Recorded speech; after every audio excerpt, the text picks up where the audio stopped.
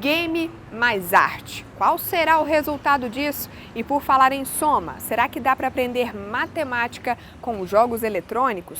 E mais, será que a gente consegue ficar menos ansioso jogando? Muitas perguntas, né? A gente responde agora. Então vem que está na hora de viver ciência. Átomos e inferências, robôs que trabalham sem terno, resíduos postos à venda, vacina contra o cemitério, conforto e freio nas ganas, planeta é mais que hemisférios, ciência mata, ignorância, desvenda olhos e mistérios.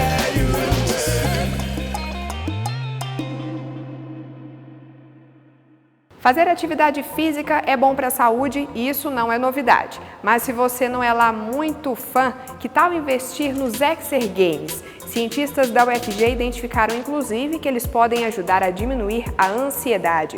Olha só.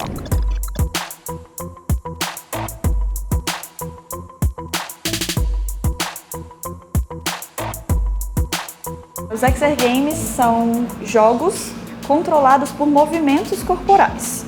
Ou seja, é a mistura de jogos com exercício, por assim dizer. Então, nós usamos um termo no mundo científico que é Exergames, que é o exercício mais games, que vem do inglês. Então, a gente carinhosamente chama sempre de Exergames. E aqui na faculdade, vocês vêm vendo como é que esses jogos podem ajudar a reduzir a ansiedade, né? O que vocês vêm percebendo até agora? Em um estudo prévio, nós verificamos que uma sessão do Exergames Zumba Fitness, com duração de aproximadamente 20 minutos, reduziu a ansiedade na ordem de 16%.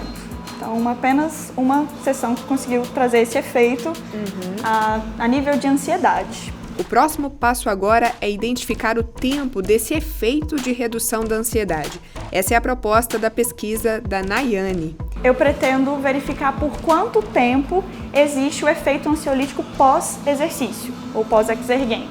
Segundo a pesquisadora, o estudo vem sendo feito apenas com mulheres porque elas estão mais propensas à ansiedade. Isso é confirmado por um estudo de 2018, feito pela Organização Mundial da Saúde. Os dados mostram que quase 10% da população brasileira manifesta quadro de ansiedade. Praticamente 8% das mulheres são ansiosas, enquanto entre os homens o número cai para 13,5%. As voluntárias da pesquisa têm entre 18 e 40 anos de idade. O estudo ainda está em andamento, mas já mostra resultados. E nós verificamos que o efeito ansiolítico ele existe até após 1 hora passada, tanto o Exergame quanto a atividade em esteira, que nós também fizemos isso. Nós comparamos o Exergame com uma modalidade tradicional de exercício, que é uma caminhada em esteira. O Exergame foi mais eficiente? Na verdade, eles estão se mostrando equivalentes. Mas o que nós observamos também nesse estudo? Nós mensuramos o divertimento das sessões, tanto da esteira quanto do Exergame. E o Exergame vem se mostrando mais divertido do que a sessão em esteira.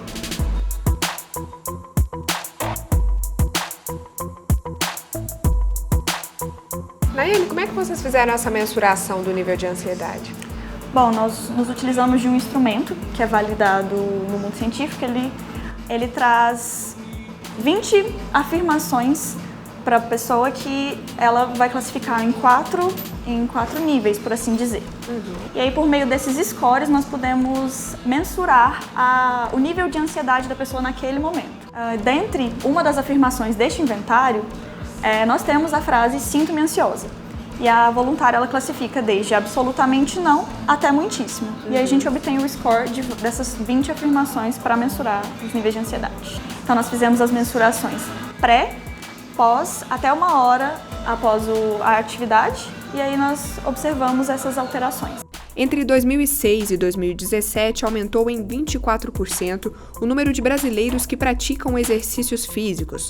Mas para quem ainda não tem esse costume, não gosta, que tal tentar com um game? O intuito dessa nossa linha de pesquisa com os Exergames é mostrar para as pessoas que não gostam de atividades físicas ou exercícios tradicionais que elas têm uma alternativa. Elas têm um plano B para se movimentar, pois todo movimento, todo passo conta.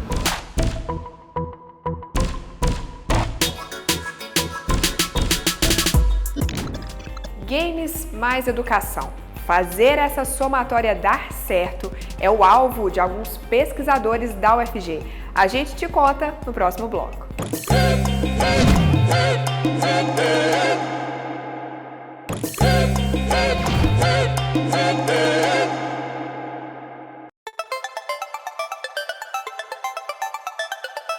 Eles não abandonaram a lousa de giz, mas também não ficam presos a ela.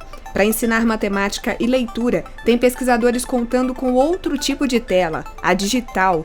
No projeto @PED, que atende em média 100 alunos desde 2016, games eletrônicos feitos para entreter ganham uma nova função, a do aprendizado.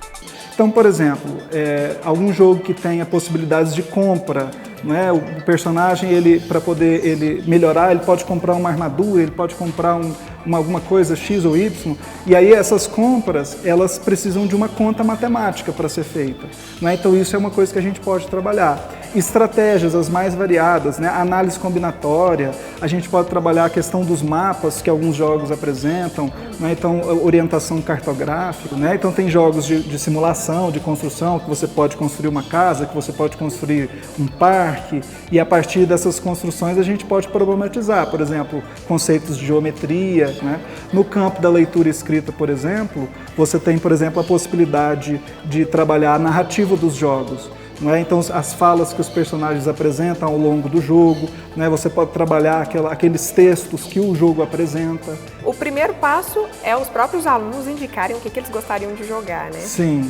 Normalmente, no início do semestre, né, nós lá do projeto, a gente reúne com todas as crianças, apresenta um conjunto de jogos de entretenimento e eles, em diálogo conosco, vão escolhendo aqueles jogos que vão ser jogados no semestre. A partir dessa escolha desses jogos, aí nós, enquanto equipe de projeto, nós começamos a nos debruçar sobre ele nos nossos encontros de planejamento, para poder verificar quais são os elementos possíveis de serem trabalhados do ponto de vista da aprendizagem matemática e de leitura escrita. Então, quer dizer, os meninos escolhem os jogos, aí a gente, enquanto equipe, a gente começa a produzir atividades sobre esse jogo e essas atividades vão sendo trabalhadas ao longo do semestre, né, juntamente com as crianças que também vão nos dando pistas também do que eles estão gostando do jogo e não gostando, que a gente pode ir trabalhando ao longo do semestre. E participam do projeto alunos entre 6 e 17 anos de idade. Professora, como é que fica isso na hora de passar o conteúdo? Que conteúdos vocês... Passar não, né? De construir junto o conteúdo. Como ali. Organizar um grupo tão heterogêneo, diverso. Né? Na verdade, para a gente, isso é relativamente tranquilo. Por quê? Porque a perspectiva de ensino e aprendizagem que a gente propõe, vinculada a essa ação da extensão e pesquisa, é uma perspectiva de aprendizagem que não é feita dentro do que a gente chama, teoricamente, de gaiolas do saber. Né? Os meninos não estão caracterizados dentro do nosso projeto como meninos do primeiro, do quinto, do 8º ano.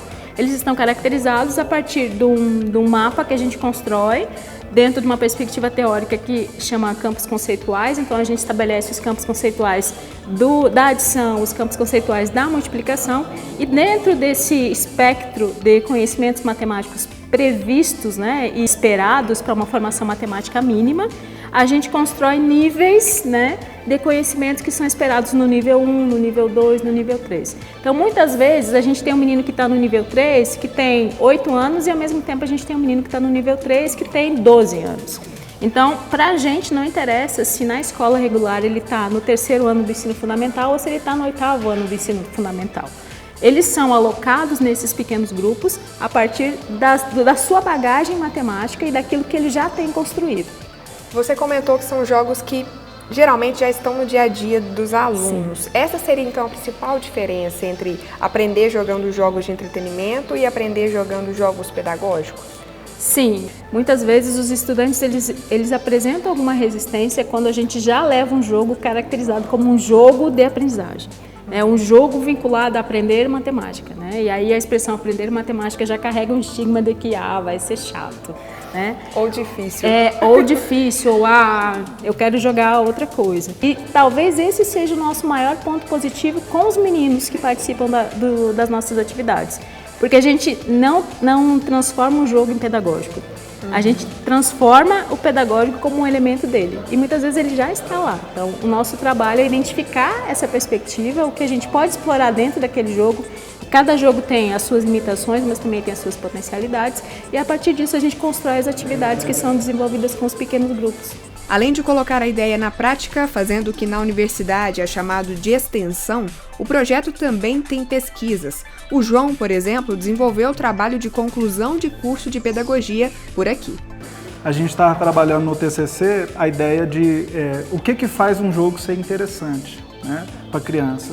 Então, como o projeto trabalha com vários tipos de jogos o tempo todo, né, 5, 10 jogos, né, ao longo do ano, eu fui tentando perceber o que é que fazia uma criança gostar mais de um jogo do que de outro. Então, a gente usou como instrumento de coleta de dados questionários que a gente colocava para os meninos responderem. Chegava a perguntar, por exemplo, se ele tinha ou não gostado do jogo que ele tinha jogado naquele dia, por que ele gostou ou não gostou desse jogo, né? A gente descobriu, por exemplo, que os meninos gostam de jogos que têm boas narrativas, que têm personagens que cativam eles, né? Algumas vezes os meninos diziam que eles gostavam do jogo porque o jogo possibilitava aprendizagens, o que para nós foi muito interessante, porque não eram jogos pedagógicos, mas eles afirmavam isso, né? Que os jogos que se abriam para aprendizagens eram jogos que eles gostavam bastante. Né? Também jogos que envolviam prêmios, né? Então alguns jogos que, por exemplo, possibilita que o personagem possa ir ganhando prêmios ao longo do jogo, isso também era algo que atraía eles e outros elementos. Né? E descobrir o que atrai ajuda inclusive na prática, na hora de colocar esses jogos para eles, né? Sim, com certeza. Professora, em termos de pesquisa, o que vocês vêm observando do projeto, assim, funciona? Funciona em várias perspectivas. Primeiro porque eu acho que a gente rompe um primeiro desafio que é conseguir mostrar para os meninos que aprender matemática é interessante, né? E que é possível aprender matemática, porque infelizmente a gente ainda convive com o estigma de que a matemática é para poucos, né? E infelizmente a própria organização da escola, o currículo da escola, querendo ou não, ele consegue reforçar esse estigma. Então, muitas vezes a gente encontra um menino que chega lá no nosso projeto com essa leitura, essa autoavaliação dele, alguém que é incapaz para matemática, e ele se percebe dentro dessa perspectiva do jogo, que em tese parece um divertimento, mas é um divertimento associado à aprendizagem, e ele se percebe alguém que faz matemática e não percebe o que está fazendo. Então, talvez um pouco do que a gente consegue fazer é desvelar para esse menino que ele faz matemática sem saber. Qual que é o jogo que você joga? É Minecraft. E você acha que a partir do Minecraft é possível aprender português ou matemática? Tem sido possível aprender? Sim. É muito legal porque além de você estar jogando, que é uma diversão, você pode aprender muitas coisas diferentes, tipo somar, ver quantos blocos você está usando, ou ver quantos jogadores estão jogando junto com você. É muito legal. Matemática eu tô aprendendo muito porque eu não sabia muito fazer a raiz quadrada, dividir, só sabia de vezes, menos e mais. Aí agora eu tô começando a aprender a fazer. Tipo, no Minecraft, a gente precisa contar quantos blocos precisam para fazer uma casa. Aí trabalha na matemática. E também na hora de fazer as atividades, a gente precisa ler, também precisa ler no Minecraft para entender qual é o bloco que precisa usar. Aí a gente aprende português e matemática. Você gosta do projeto? Gosto bastante. A gente aprende se divertindo. É um cubo, tem todos os personagens do Brawl Stars, aí você joga ele, aí sai um personagem que sai, ficar de ponta pra cima, você tem que escrever tudo dele, o poder dele, pra ver se você combate o seu adversário, você combater. O meu é 200 e poucos lá. E o do outro é 300, eu tiro 300 dele, ele fica contando poucos lá, não sei o que, e só. E é possível aprender matemática com isso, então? Sim. Como? Bom, mais menos, esses vezes. Eu gosto muito do projeto de aprender matemática em cima dos jogos, porque matemática isso é uma coisa chata, aí esses jogos para atrair a gente para querer aprender matemática. Tipo assim, se era no roller coaster, você construía um parque, né? Aí você ia somando dinheiro, os lucros desse brinquedo, essas coisas. Entendi. E no Minecraft? Minecraft as coordenadas, quantos blocos usar para fazer tal casa. E você gosta do projeto? Sim. Vamos jogar. Pronto. Será que game pode ser considerado arte? Já ouviu falar de game art? É um assunto novo e a gente fala dele logo depois do intervalo.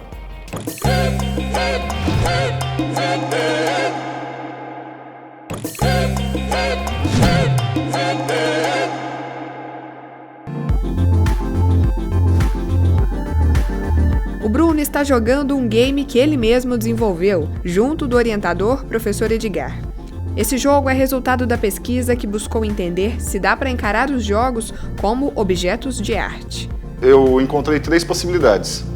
O jogo que recebe o status de arte, como é o caso de jogos clássicos como Pac-Man e Tetris, que foram inclusive inclusos no MoMA de Nova York, como objetos de arte. Eles fazem parte do acervo principal deles, do movimento de arte, só que não por serem objetos artísticos, mas pela representatividade que eles têm no meio dos jogos, questões de design e tal.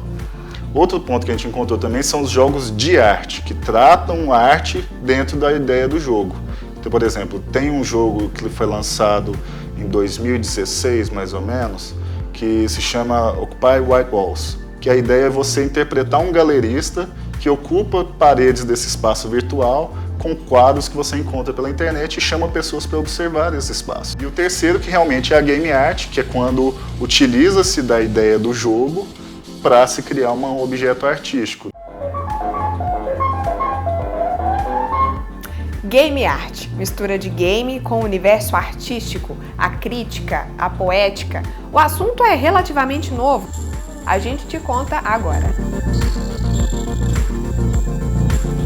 A ideia da game art, ela está filtrada no conceito de poética do game e na reflexão sobre como a game art ela pode criticizar padrões, né, e expectativas do usuário no contexto dos games tradicionais. É um conceito que foi originado ali mais ou menos no começo dos anos 2000 e que basicamente é a criação poética, uma experiência estética, visual e geral, onde utiliza a linguagem dos games para criticar ou expor um elemento artístico dentro dela. É game e é arte ao mesmo tempo. É game e é arte. Ele trabalha com os aspectos lúdicos do jogo, mas também trabalha com os aspectos críticos comuns da arte. Tem um game que ganhou o prêmio no Ars Electrônica, que ele tinha, na verdade, 3 fases, e era um game em 8 bits. A estética muito simples, né? O personagem cheio de quadradinhos, lembrava aquele Atari antigo. Só que o game ganhou, não faz muito tempo, esse festival, que é o festival de arte e tecnologia mais importante do mundo, o game foi premiado lá, ele tinha uma curiosidade, ele tinha só 3 fases. Mas cada fase tinha uma duração que é impossível nós, com uma vida, jogarmos. A primeira fase durava 100 anos, a segunda, se não me engano, 500 e a terceira 1000 anos. Ou seja, mas esse é um jogo que é impossível você jogar. Porque você passar de fase você vai ter que jogar 100 anos. Mas o que a criadora do jogo está querendo com isso? Ela está querendo fazer a gente refletir sobre a questão do tempo que nós passamos diante de um objeto de game, né? E a relação de temporalidade. Os pesquisadores da Faculdade de Artes Visuais da UFG desenvolvem jogos que trazem críticas sociais. O primeiro jogo que eu desenvolvi, que é o Post-Human Mr. Pac-Man, ele trabalha com a ideia do jogo Pac-Man, que é um clássico dos jogos ocidentais, e transforma a jogabilidade para pegar o jogador de surpresa, que já espera uma forma de se jogar, uma jogabilidade tradicional, quebrando totalmente a expectativa dele. Então, ao invés de ele correr atrás das bolinhas para ganhar pontos, ele tem que conseguir encontrar os inimigos no ambiente e reproduzir com eles. Então, cada bolinha que ele pega, na verdade, ele está diminuindo as chances dele de ter uma reprodução. É uma crítica sobre as questões de reprodução forçada. experimentos com criaturas vivas e coisas do tipo. Um jogo que circulou em várias exposições pelo Brasil, até pelo exterior. Inclusive, quando a gente expôs esse jogo, a gente viu que muita gente ficava bloqueado, porque ele tem gemidos de prazer, tem algumas coisas que incomodam, né? Um tiro e um grito de morte não incomoda no game, mas um gemido de prazer incomoda, às vezes impede. A pessoa está jogando, para de jogar, porque ela fica um pouco incomodada. O nosso objetivo em um game como esse é justamente esse, gerar esse incômodo, porque o incômodo leva à reflexão. O outro objeto de game art foi o xadrez antropológico, que utiliza o jogo de xadrez como uma metáfora para criticar questões de racismo e diferenças raciais, que a gente vê muito comumente sendo discutidas hoje em dia, né? Então a ideia é pegar principalmente pequenas metáforas que às vezes passam despercebidas no jogo, como por exemplo a ideia de que o jogador branco sempre inicia a partida, o preto ele sempre tem que esperar o jogador branco jogar, ele sempre é o segundo. E o jogo em si ele força essas metáforas, às vezes colocando o jogador branco sendo capaz de realizar ações impossíveis, o jogador preto sendo proibido de realizar certas ações, de forma a criar esse ambiente realmente de desigualdade. Veja que os games tradicionais, que são produzidos pela indústria, eles não têm muito interesse, eles estão interessados em trabalhar o entretenimento, entreter as pessoas. Normalmente eles não vão tocar em questões polêmicas, complexas. A game art não, pelo contrário. Como ela não visa o mercado, ela não tem como objetivo a rentabilidade, ganhar dinheiro, ela vai trazer essas questões. Agora, professor, lugar de game art é em exposição artística ou é em computadores rodando para as pessoas jogarem?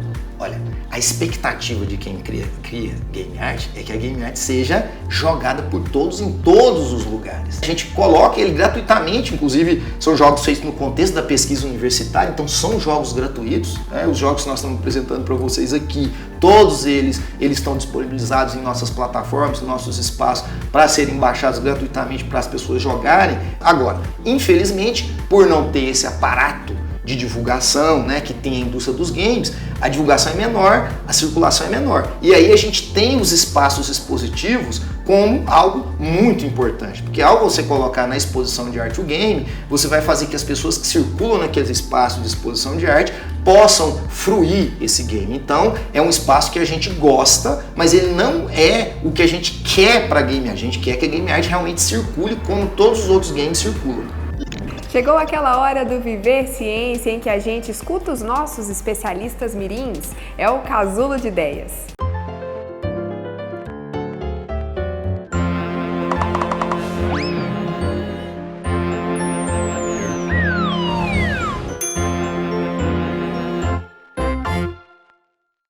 Oi, meu nome é Maria Eduarda, eu tenho 9 anos. Oi, eu me chamo Alice Vitória e eu tenho 9 anos. Oi, meu nome é Vitória e eu tenho 5 anos. Vocês gostam de jogos? Sim. E esses jogos são no computador? Às vezes no computador e no celular. Você gosta de jogos? Eu gosto de jogo mais infantil, né? Tipo o que você gosta de jogar? De bebê panda, né? Bebê panda? Como é que é esse jogo do panda? Eu não lembro, porque eu já desbaixei. Nem gostou muito, não. Entendi. Imagina se desse pra jogar na escola. Ia ser bom. Não ia? E assistir vídeo na escola.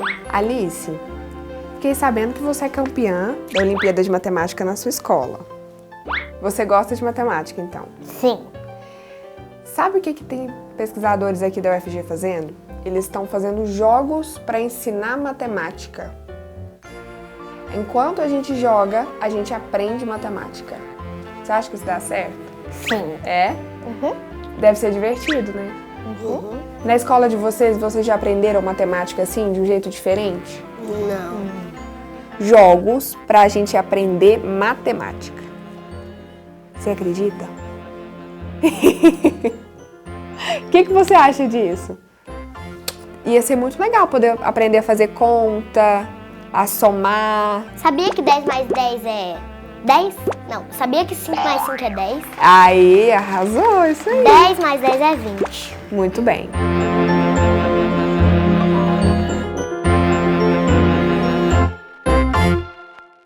E aí, gostou das pesquisas sobre game? Muito bacana, né? O Viver Ciência de hoje fica por aqui. Até a próxima!